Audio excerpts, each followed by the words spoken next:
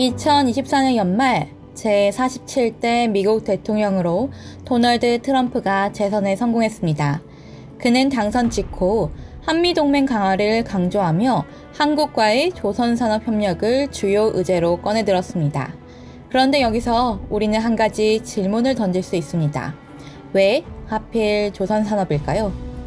이 질문을 이해하기 위해선 조선산업의 역사, 나아가 동아시아에서 조선산업이 어떤 역할을 해왔는지 돌아볼 필요가 있습니다.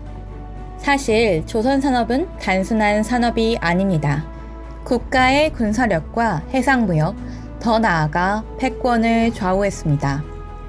바다를 지배하는 자가 바로 세계를 지배한다는 말처럼 16세기 후반 네덜란드는 유럽 무역의 강자로 떠오르며 조선 기술을 혁신했고 이를 기반으로 해상 제국을 구축했습니다. 산업혁명이 시작되자 영국이 증기선과 철제선박이라는 기술력을 앞세워 조선산업의 주도권을 가져갔습니다. 물론 2차 세계대전 당시 잠시 미국은 군용선박에서 우위를 보이며 전쟁 특수로 조선산업을 주도했었으나 다시 영국이 조선산업을 주도했습니다. 그러나 이는 오래가지 못했는데요. 그 이유는 바로 호발국가로 불리는 동아시아로 조선산업이 넘어오게 되었기 때문입니다. 제2차 세계대전 이후 전후복구를 위해 일본은 국가 주도적으로 조선산업을 발전시켰습니다.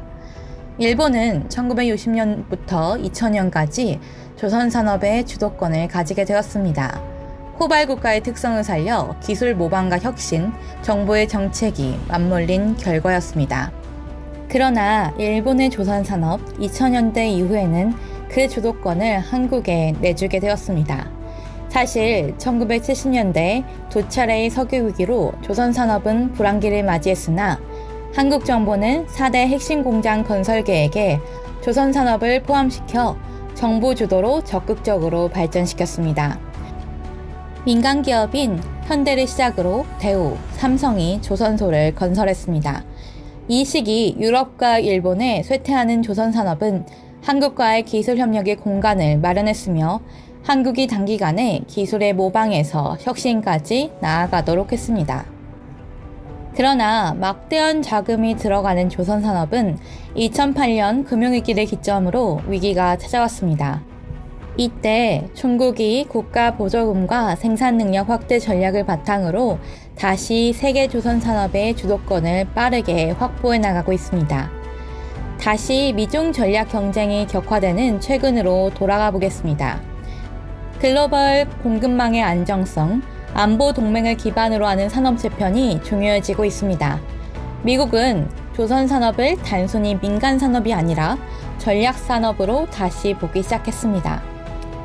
특히 미국은 해군력 강화, 동맹국과의 방산협력 등에서 한국의 높은 조선 기술과의 협력은 실질적인 대안이 될 수 있습니다. 오늘날 동아시아의 일본, 한국, 중국은 호발국가의 이점을 살려 조선산업을 발전시켜 왔습니다. 앞으로의 조선산업은 단지 선박을 만드는 산업을 넘어서 국제 질서의 재편과 지역 안보의 핵심 키워드가 될 것입니다.